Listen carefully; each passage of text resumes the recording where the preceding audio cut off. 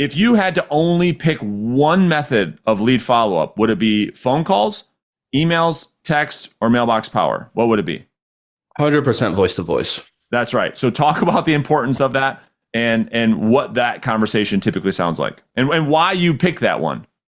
So to me, the mailbox power, the emails, and the text, that's all just kind of like the sides to the entree of a voice to voice conversation. Like, I don't think someone's going to get a postcard from me and want me to list their house. That's right. That's just a reminder of like, hey, I'm still here. I'm still doing business. It's the voice to voice is where you set the appointments. The voice to voice is where you get pain. The voice to voice is where you build rapport and trust. It's the other stuff is just kind of just icing on the cake, if you will, just for them to remember you and to take your calls when you do call. Yeah. And so for everybody listening, I just want that to be a really good takeaway that if you're going to get, okay, if you're not going to follow up the way that Wyatt's talking about, don't even prospect. I'm dead serious. It is that vital. And so if you're not going to do that, right? If you're going to prospect and then follow up and not make phone calls, I also wouldn't prospect. So stop trying to avoid and getting out of things and automating things and none of that works, right? We've got to make the calls and then we've got to follow up with voice to voice conversation to move that relationship, because it's not about what you say to people. It's about how we make people feel that will determine how they treat us. So when does it like come to that voice to voice conversation where you're actually setting the appointment? What happens? What do they typically say? What are you saying that says, yep, we're ready now, Wyatt, come on over and meet with us? So typically I'd call it anywhere from the 4th to 5th call where I'm setting the appointment most of the time, sometimes sooner, but most of the time I'd say 4th to 5th. And a lot of times it's simply just about asking for what you want. It's just about asking, the timeline's starting to close, and it's just simply saying, hey, would it make sense to get together and, me take a look at the place, and, I can give you my 2 cents on what you could do to increase the value a little bit. And then if it makes sense, we can continue the conversation from there. Like, I'm not like selling too hard. I'm just saying, hey, it doesn't make, just like your language, Brandon, does it make sense to get together and me to get eyes on the property? It's the easiest call of all time. 100%. If you're wondering about what to talk about in lead follow-up, that call itself is not the problem. It's the lack of what hasn't occurred that led up to that call, which is causing you to say, what should I say? Because what you're doing, Wyatt, is you get a little reminder. All these things have been in place. You've been texting them, you've been emailing them, you've had tons of conversation. You know the person. And it's like, hey, the last time that we spoke, you mentioned that you guys were thinking about doing something here. Just wanted to see if it might make sense at this point in time for us to actually get together. Now, and then people say, yeah, yep, it does. I want you to talk about how easy that listing appointment is doing this method versus going on an expired listing appointment. Because in my experience with a pipeline business model like yours, the business is already pretty much won by the time you get the appointment. Has that been your experience? 100%. I don't think I've I guess competed against people, but I didn't know I was competing against them. They told me after the fact. And I've never presented to someone and not gotten a listing just because I've never presented and not gotten a listing before. So you have 100% listing appointment met to contract signed, 100% close rate. Yep. Yeah. Makes total sense. And because? Just because I've done the work before I've even gotten in the door. Like, I've already been working for them. So to me, it's like, there's really no reason for them to not sign with me unless they want to take a discount broker, but they know up front that I'm not a discount broker just based on the white glove service that I'm giving them. And I can already, a lot of the times, another reason why I like circle prospecting is I've already met a lot of these people at my opens, and I can be like, hey, do you remember how I treated you when you came into my open? I shook your hand, I looked you guys, I said hi to your kids, I showed you the house in a very eloquent manner. That's the same thing I'm gonna do to buyers that come into your home. So they can already see the value because they've already seen the proof of concept. And it's just, I don't know. A lot of people just tell me you're just different than a lot of realtors. And I just think that's because I use a different language pattern. I just feel like what we learn here is it's very non-traditional. It's not like hard driver sales. You know what I mean? Yeah. And you're shooting people straight. And just by this interaction, you are very different. Like, you are very trustworthy. Like, you're likable. Everybody on this workshop right now is probably like, yeah, dude, this guy's got it going on. And so to which extent do you actually have to even present? That's really the question. Are you having to go through the full listing presentation to earn the business? or are No, those conversations pretty easy? no, most of the time they're showing me the house and they just want to know my opinion on value. And then from there, it's kind of just that's it. Like that, I haven't really Wrap. had to like roll out the full presentation. Like I don't think ever, to be honest with you. Now that I think about it, It makes I total don't I don't think I sense. ever have. So that's the other added benefit, you guys, of like this model. It would be like Josiah, you saying to yourself, okay, there's two paths. It's like, okay, and I'm just looking at people wide in the audience. So you're like, Josiah, who the hell is he talking about? So these are just people in the live audience right now. It's like you can go path one, right? Which is this low hanging fruit. We call it this like those are the blood infested waters. The business everybody's competing with. That's the hardest to get. You have no control where that's at. FSBO's expired land. Have to be really good with your presentation. Have one shot at it. You can't build a pipeline because it's one and done. Or if you could be a little patient, like 6 months patient, you can have a completely different business. And that's my next question for you is, do you love your business? Like, do you resent this at all from the standpoint of like, you can do this when you want. You can go on appointments when you want. You probably have tons of freedom, tons of flexibility. There's no urgency. There's no stress around prospecting, unlike there is when you're going after FSBOs and expireds. Can you speak to that lifestyle? Yeah, so you kind of hit the nail on the head, Brandon. I have a ton of fulfillment from my business model because I like the people I'm working with. That's right. Whereas when I call expireds, I've never gone on an expired appointment that I can remember. Because when I talk to them, they're so resentful, they're bitter. They'd be like, well, I have 20 other agents that do it for this. And I'm like, cool, hire those agents. I don't want that business model. That's not why I got into real estate. And yeah, doing it this way takes a little more time, but I just didn't care. Like when I first started in the business, I almost ran out of money, but I didn't care. I was like, I'll put everything on the credit card because I know my time's coming. Because I know if I keep having these conversations, it's inevitable. And luckily, not too long after that, it did. That's right. That's right. Okay. So let's talk about the flywheel, and then we're going to open this up for Q&A. So if you guys have questions for Wyatt, start getting in line now. Okay. You can raise your yellow Zoom hand. We'll get to you guys. So what I mean by flywheel is you do everything we just talked about for the last 30 minutes. Now you get a listing. Talk to us at the importance about how you're leveraging that listing with open houses for more listings. I can't, for some reason, I suck at explaining this to agents because I keep saying it and people keep not doing it. So maybe you could say it better than I can say it because I'm not getting the point across that open houses is my favorite way to get more listings. Tell us your experience. In my opinion, open houses are the highest leverage, I guess, prospecting you can do. Technically, it's not outbound because they're coming to you. But if they're in a good area and they're priced correctly, there's going to be a slew of people there. And when you're there, it's simply, instead of trying to sell people, just get to know people. Like one of my old mentors told me, just make friends. Like people coming in, I'm shaking hands. Where are you guys from? Even if they say they're working with someone, I still get to know them because a lot of people, they're working with people, they still circle back and they still want to talk to you. You know what I mean? Because you're just treating them a little different than most realtors do. So what I do is when I get a listing, I'll call around and I'll invite all the neighbors to the first open house because I want to meet everybody. So that's the first round of circle prospecting. I'm not selling anyone. I'm just saying, hey, we're listing your neighbor's house. Come on in. Then once we start getting offers, again, if it's priced correctly, let's say we get 2, 3 offers, I'll call around and be like, hey, we have multiple offers. You know, it's kind of crazy what's going on. We have some people that are going to miss out. Are you guys open to considering, you know, having some buyers come in and check your place out? Right. Then after we close, I'll call them again and say, hey, we just closed. Here's our final close price. Because not everyone looks at Zillow in their neighborhood all the time. I tell them a little bit about the sale. It's obviously because you're involved in the sales. You can tell them, hey, this is what happened. This is how many offers we had. This is how much interest. This is how many people came into the opens. And then you can see if there's any curiosity on their standpoint. In this low inventory market we're in, we're seeing a lot of neighborhood records because there's not a lot of inventory. So things are getting bid up. So you can tell them like, hey, isn't it crazy? Your neighbor's house sold for 1.2. What'd you get yours for? Oh, I bought it back in the 80s for 200,000. Wow. What a return on investment. And then they start getting curious, like, oh, I could cash out and become a millionaire.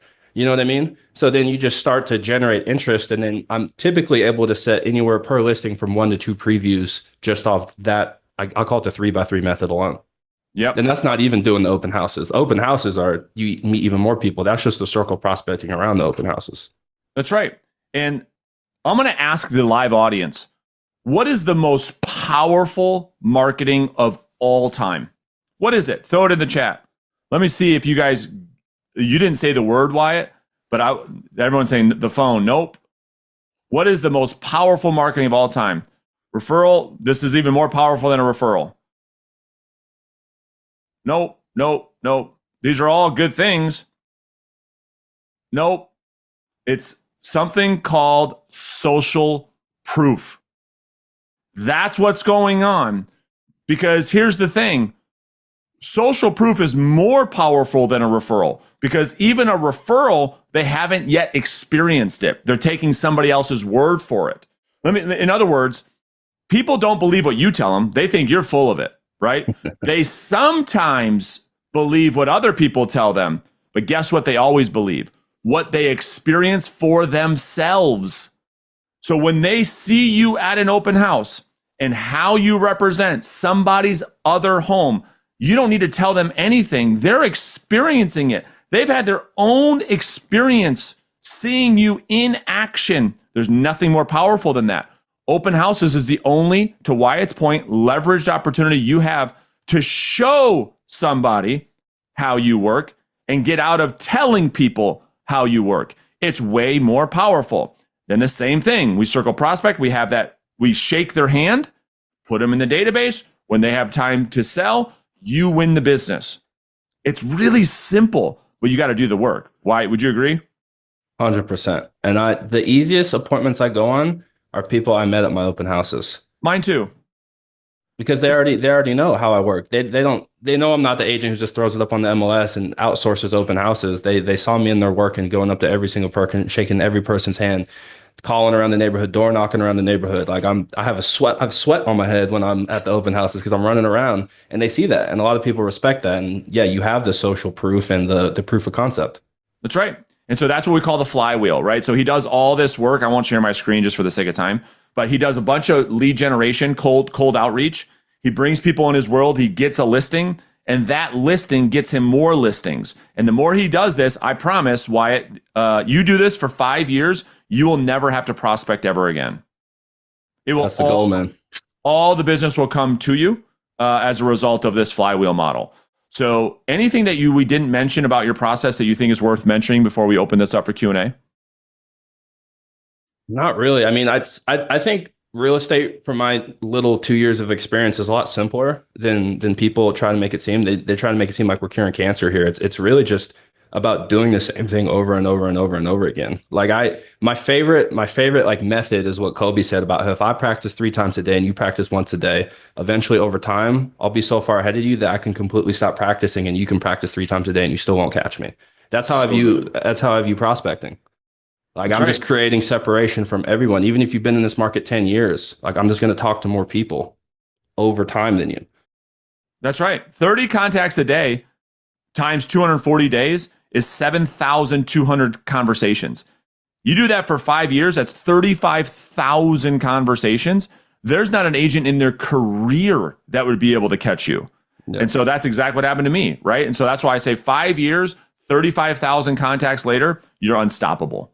So dude, awesome story. Like I'm fired up. Like this is the best business model out there. So Xavier, let's go to you first, my friend. We'll get you unmuted. Go ahead. What questions do you have for Wyatt?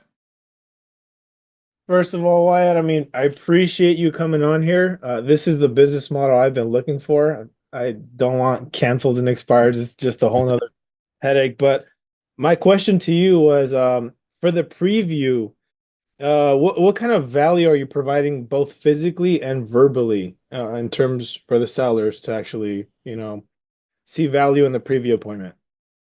Yeah, so I think it depends on the house. So a lot of houses need, let's say, paint X, Y, Z, and a lot of people don't understand. A lot of the questions I get on previews is how much money should I put in compared to how much I'm going to get out. And I think our job is to kind of tell them like, hey, you remodeling the floors might not get you as much as you think. You know what I mean? Because whoever comes in, if they hate hardwood, they might put in engineered hardwood. So you're out 30 grand. So telling people little stuff like that to add them value, to kind of just show them what's going to get them the most amount of return for the littlest amount of money they put into the home as possible. And also just having great referral partners. Like my painter, contractors, my stager, they are so white glove too that they help me drive the sale forward. because they're able to get in there and they're able to talk like, hey, yeah, we're going to be able to do this like this. And, they almost get the client excited. So having good referral partners really helps me as well add value. And just think about it, Xavier, like a home sale consultation. Think about, okay, if this person's thinking about selling, what are the things that are the most important? So one is talking about exactly what Wyatt's talking about. Hey, so what's going to maximize your return? That's number one. Number two, what's the market like? Is it a buyer's market? Is it a seller's market? How long are homes sitting on the market? What can you expect when you hit the market, right? All these things is what you want to provide in that first consultation so that the next appointment becomes you just going there to get paperwork signed. Okay. Yeah. And then I did have a follow-up if it's okay. Go ahead. Yeah. How did you pick your neighborhoods? Yeah. So for me, it's all just about the city that I'm in. So I have let me see if I can grab real quick. So I have a map of the city that I work, and I bring these to all my open houses because I like to bust this out and kind of like help teach people the town. So I basically just picked different neighborhoods that I wanted to be within, and I just started hammering those neighborhoods. So I picked like 3 neighborhoods. So really call it 5,000 homes. And that's just what I hyper focused on. It's just whatever neighborhoods make you excited, man. Like if there's a neighborhood in your town that when you drive through it, you're like, I can't imagine having a listing here. Those are the type of neighborhoods I want to be in because they fire me up. It gets me excited to call because I'm like, I can't imagine having a listing here. Those are the type of neighborhoods I like going after. Was it, and I think what Xavier's asking, and I can help you out a little bit, Xavier, is like, was there any like, if I'm in this price point, they tend to sell with multiple offers really quick versus this price point, or was just, I want to be in this neighborhood. These houses are sweet, and this is where I want to work. To me, it's just where I want to work. I'm not an analytical guy at all, to be honest with you. I'm not running the turnover numbers. I'm just the neighborhoods I like. Yeah, I'm attacking those neighborhoods. I don't really care what the average turn time is. You're just a high driver. It's like, dude, just show me the work, and I'm just going to get after it. 100%. You don't overthink anything. If I had to guess, no, I'm an implementer. Love it, Xavier. Is that helpful? Yeah, appreciate it. Yep. All right, go ahead, Susan. Yeah. Congrats on your success. Amazing. I'm also in Orange County, but I'm in Newport Beach. And so I love what you're doing with in San Clemente, but I find in Newport Beach is such a competitive neighborhood. You probably know, like Tim Smith, the Alton brothers, like you have celebrities here. Mm-hmm. And I actually do live in this area. Like I bought, I've worked my ass off to get here. And I would love to work my neighborhood, but that's like what I'm finding is the competition. So you're saying in your area right there, like there's no agents that are like hyper focused in the areas that. Oh yeah, there is. There's a ton of big agents here. Yeah. Yeah. So how do you get yourself to be like, like really stand out? Because like, I mean, your white glove approach it's a lot what is here. You know what I mean? Mm-hmm. Yeah. That's what I'm OC clientele, they have a different expectation for service here than I feel like most other people in the country. Mm-hmm. So to me, it's I don't really care what a big agent's doing. Like there's an agent in my market who's doing almost $1 billion in sales. I don't really care what he's doing, to be honest with you, because to me, if he's doing that, there's no way he's hitting 50 contacts a day. That's how I look at it personally. I don't really focus on competition. Like I'm aware of it, but I don't really care what the big agents are doing. I'm going to talk to more people than them.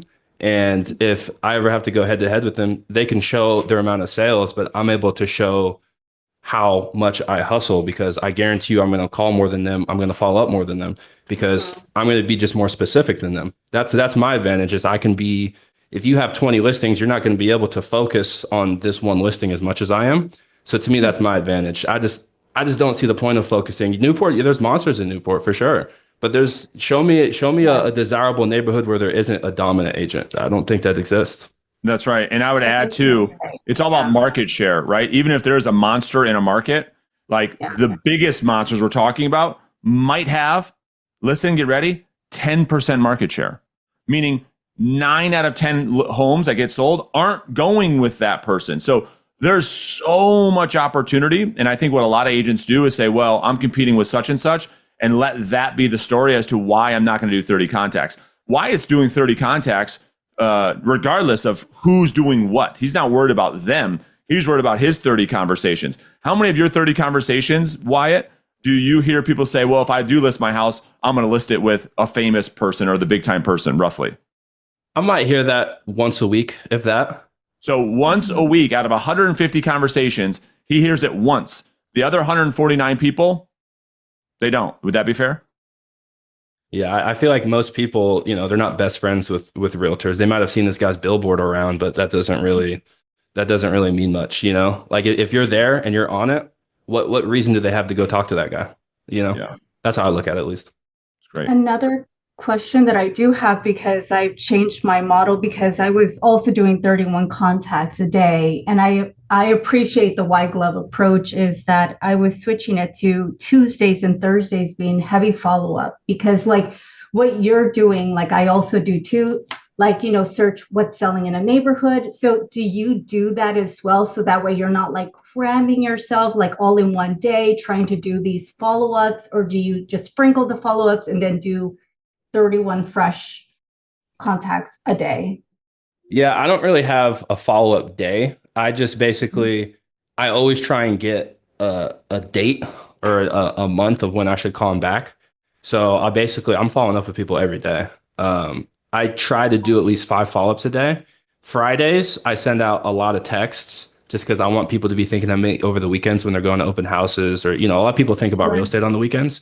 But I wouldn't say it's like Tuesdays are for follow-up. That's not really how I do it. I just kind of just set in different follow-ups throughout my calendar as I'm talking to people.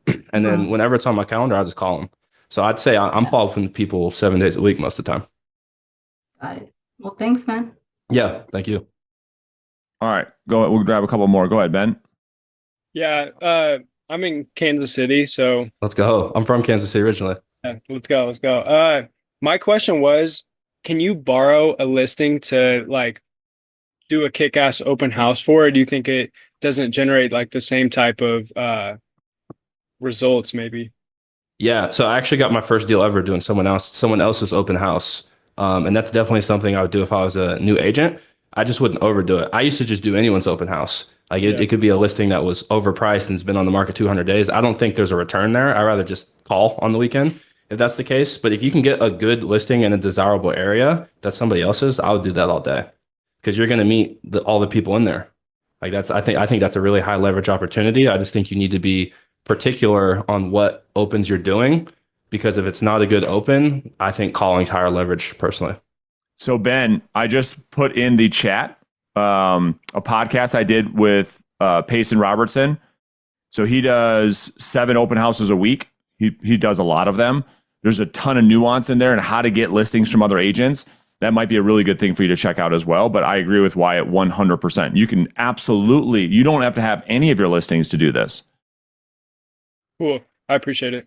Yeah. Go ahead, Matt. Oh, go ahead, Ben. What were you say? Yeah, go Chiefs. Let's go. Go ahead, Matt. Hey, White, congratulations, man. Like what a story you've got, man. So I think this will be a pretty quick question. What I'm wondering is, because you're doing circle prospecting absentee, when you have that first conversation, are you offering to do any sort of like price analysis on the home during that first conversation to kind of to get them excited to continue the conversation, or not really? A lot of people ask me like, what's my home's worth over the phone? I don't like giving that number, because a lot of the times it disqualifies you. Because if they've done a ton of remodel work and you tell them $1 million and they think it's worth 1.8, they're never talking to you again. So what I try and do is, like, I'll run the comps if they're just like, I need to know, but I try and get a preview first, because I tell them, I'm like, I'm not an off the cuff agent, and me giving you a price, never having seen the home, would be negligent of me. So why don't we get together? I can get eyes on the home, and then I can run you an analysis 30 minutes after I leave.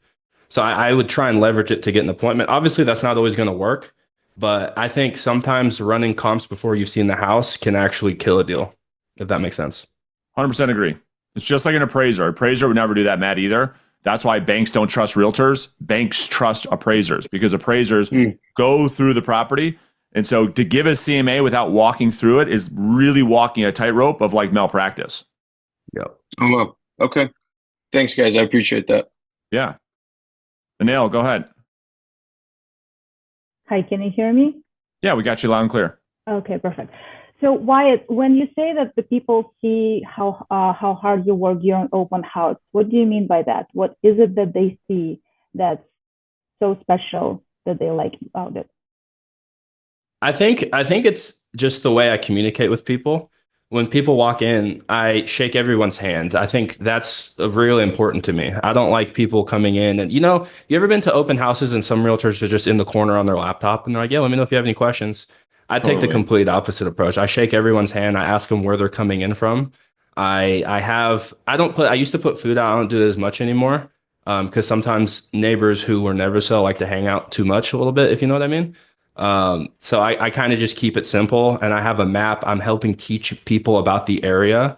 And I'm saying, hey, you guys should check this restaurant. Even if they say I have an agent or I'm not selling, you guys should check this restaurant out for lunch, or you guys should go check out this, this view up here on this like little lookout we have. And I'm just teaching people about the city, about the neighborhood, and about the area. And I think that's where I'm able to hook people, is just like, this guy knows this area and he knows what he's talking about. So if I were to look for something, like I would want his opinion on it. I think that's kind of my leverage point, if you will. I'm just really personable, and I don't view people as leads. I just view them as people that I just want to get to know and talk to. And a lot of the times it works out for me. Okay, then the same time you're all by yourself in that house. Do you have helpers who are actually making sure that nobody's messing around in the house upstairs? Well, look at him. No one's going to be messing around in a house that Wyatt's holding an open house. Are you kidding me?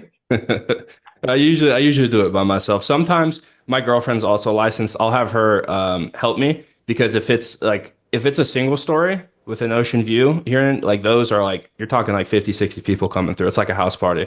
So I need someone else there to help just like talk to people who I'm not talking to, because I want to make sure that they always talk to somebody. But if that's not the case, then it'll just be me. Okay, thank you. Yeah, of course. Ariane, go ahead. Hey, We got Wyatt. two more. All right, so we'll do Ariane, Denise, and Joe. Thanks again, Wyatt, for your time. Yeah, of course. Thank you. So I just have one question. How do you like to time block when you're doing your prospecting follow-up, when you're calling back neighborhoods? Because I imagine it's a little bit different than waking up and calling expireds at 8 a.m. and then for subway owners. Yeah, so this is funny. I was actually talking to one of my buddies about when's the appropriate time to start circle prospecting, because some people will get mad if you circle prospect them at 8. So what I do is I like to get like warm. So I call the next city over, that to person I just don't care about as much, at 8 a.m.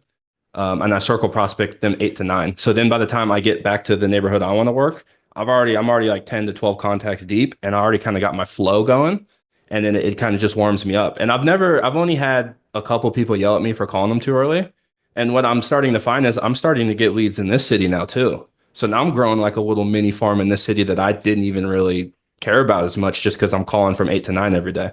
So I guess the time that you would start calling expireds, I'm just starting to call circles, if that makes sense. Yeah, I think to add, I think what Ariane's asking is there any urgency based on this model? Because my argument for 20 years is there's no urgency. You can do the calls. They don't have to be at 8 a.m. They could be at noon. They could be at 3. Yeah. They could be at, right? There's no, I don't know if you've tested this or not, but like this model does not require you to start at 8 a.m. I think is what he's asking.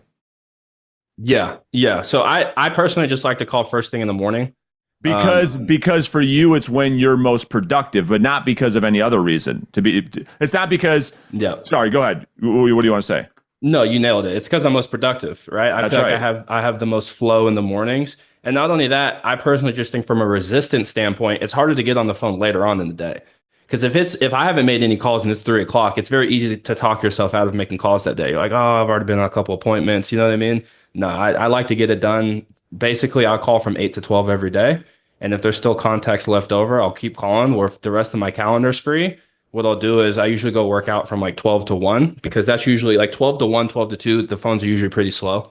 But then I'll get back on usually from like 3 to 6 or 4 to 6. And I'll grab those people who are getting off work, who typically are open to talking a little longer because now they're home. Got it. Okay, so Arian, does that make sense? So like, unlike an expired or FSBO where there's a strategic advantage to being the first voice, Wyatt's doing it from a personal productivity standpoint, that he knows in the morning I'm the most fresh and it's the most likely that I'm going to do the hardest thing. It's like, yeah, eat that frog, right? Brian Tracy's book. Yeah, get it out the way right in the morning, and then That's exactly right. That's exactly 100%. right. Right. But like at 8 a.m., you don't get too many people being upset. Like you're just calling me to ask me a question at 8 o'clock, right? As opposed to No, expire where there's a reason. no, because they gave me permission to ask the question. I ask and ask. They could hang up on me, or they could say, no, you can't ask a question and hang up. They just gave me permission to ask. So to me, I'm like, I don't, you know what I mean? Most of the time, they're like, yeah, ask. Great. All right. Thank you so much. And for like when you're recalling neighborhoods and stuff, do you have a specific time block, or you just do it like between 8 and 12, whenever? Nah, dude, I wish I was that organized. No, I basically just do clockwise through the entire city. And then when I reset, I switch numbers and then I do it again. Awesome. Thank you so much, bro. Yeah. Great. Go ahead, Denise. Oh, just unmute real quick, Denise. There you go. There you go. I was just saying that was actually my question also about what time does he call? What time he find to be the best, time to call? So same thing. Yeah. And again, from a coaching perspective, the best time to call is the time when you're going to do it consistently. So if that's the question, then it's always the morning. But it doesn't have to be 8, right? You could start this at 9. So get up, take your kid, do whatever you got to do. But I just want to make that really, really clear. This is unlike FSBO expired territory, where being the first voice is really important. He's calling people where no other agents are calling. So whether he does it at 8, 9, 10, 4, 6 that's irrelevant. So the only thing there, I think, for context, is if you're talking about when do people pick up the phone, then that would be the mornings and the early evenings, and the afternoons would be the lowest pickup rates. So if that's the question, that's the answer. But he's not calling at 8 because of any other reason other than for him, it's when he's most productive, that when he's going to do the hardest part of his day, it's going to be right first thing in the morning. Can I ask one? 100%. If Yeah. the neighbor sort of new, like a year or two old, would you avoid those? I had somebody actually call me the other day. He wants me to sell his brother's house that died. But when I went to the neighborhood today, I noticed it was other homes that had for sale signs, and it's a new subdivision, just about 2 years old. So I was like wondering why is people moving so quickly. So I'm sorry. Is that one for me or Brennan? Or whoever, either one. So what was the question, Joe? Would you call newer people that have only owned homes recently? Or subdivisions. I mean, I would answer it. I mean, there's a lot of new construction sites that happens all the time for job relocations and for who knows. I'll tell you the biggest reason is if you ever built a house, it's probably one of the number one causes of divorce. I mean, that's a half joke, but half real. So they go through this 2 years of building this house, of fighting tooth and nail, and then they get in. So if you're talking about playing the odds, all right, so then you would say, well, you'd have a higher likelihood of generating a lead from somebody that's been in their house for longer. But that's not to say that people in new construction don't also sell. Wyatt, I think, would say, well, listen, because he's so diligent, he's like, I'm going to talk to everybody. I don't care if you've been in your house for a month or 10 years or 30 years. I want to have a conversation because I'm building a database of relationships that I know over time, if someone's going to do something, I want a shot at that business. Why is that fair? 100%. I want to talk to everyone in the city. There you go. All right, let's get one more from Joe, and then we got to give Wyatt. He's got to go back and do some more prospecting. Hey Wyatt, thank you so much for sharing. It's always good to hear like success stories in our market. I'm also in Orange County in Mission Viejo, practically Nice, man. practically neighbors. But Yeah, we're neighbors. but I have a quick question. It's kind of taking a left turn. I know you like to do open houses. I do open houses as well. As far as getting burned out, do you actually have a particular day that you take off, or how do you rejuvenate and just kind of take time for yourself so you can, go back into it and get it done? Totally. So I wouldn't say I have like a set day off, because I feel like in this business, you could say you want to take a day off, but then if a client calls you, I bet you're going to take the call. You know what I mean? So it's what I like to do is what's nice about SoCal is we have a lot of places we can go that are close, but kind of far away. I'll go out to the desert or I'll pop down to San Diego. But typically when I do that, I find myself still working. Like I'm still have my laptop. I still have my phone. So I just change the scenery. So I wouldn't say I never take a full day off, but I'll take like half days. Like for me, a day off is just not hitting mojo, right? I'm still like following up. I'm still talking to people. I'm still moving escrows forward, but I'm just not starting mojo. That to me is a day off, if that makes sense. And then Got just it. changing up the scenery, just to get fresh because this business does get stressful. Yeah, I feel like that's same way too. Is no matter how many times you want to just take a day off, something pops up, something happens. Yeah, You always that's have to just get how on it that is. call. Yeah, I get it. Okay, cool. Thanks, Joe. Dude, Wyatt, this has been great. I'm sure we could probably sit here for the next couple hours, and you've provided so much value. And again, there's a lot of good takeaways, but there's multiple ways to do this business, and that's why we wanted to have Wyatt on. And so, man, we can't thank you enough for your time today. Truly. Yeah, thank you guys. I really appreciate it. Yeah, absolutely. You guys have a great day. Wyatt, appreciate you. Make sure you guys get signed up for the prospecting challenge. Okay. Last day to sign up is tomorrow. Then we're putting people on teams. Friday is the kickoff call. Monday, this thing starts. So get signed up. We'll see you guys soon. Have a good afternoon.